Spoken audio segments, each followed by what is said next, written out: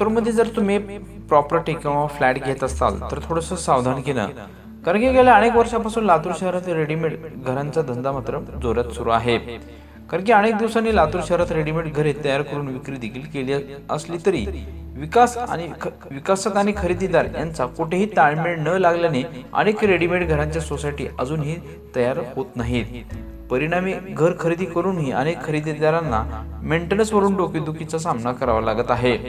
त्यामुळे रेडीमेड घर घेताय लातूरकरांनो तर सावधानी बाळगा अशी म्हणण्याची वेळ मात्र नक्कीच आली आहे। गेल्या काही वर्षापासून लातूरमध्ये स्थावर मालमत्ता खरेदी विक्रीचे व्यवहार जोमात सुरू आहे। कारण की लोकनेते विलासराव देशमुख यांच्या अकाली निधनानंतर लातूरमधील स्थावर मालमत्तेचा सेन्सेक्स मात्र जोरात आपटला होता। त्यातच कोरोना आल्याने पुन्हा मालमत्ता दर घसरले। कोरोनाच्या काळानंतर लातूर शहरात स्थावर मालमत्तामध्ये आता व्हर्टिकल डेव्हलपमेंट अधिक जोमात सुरू आहे।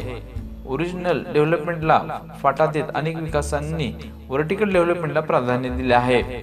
सध्या लातूरमध्ये 15 ते 16 मजली इमारतींचा पाया देखील घातला जात आहे। त्यामुळे आगामी काळात लातूरमध्ये ओरिजिनल इव्हेंट आणि व्हर्टिकल डेव्हलपमेंट अधिक वाढेल हे मात्र नक्कीच आहे।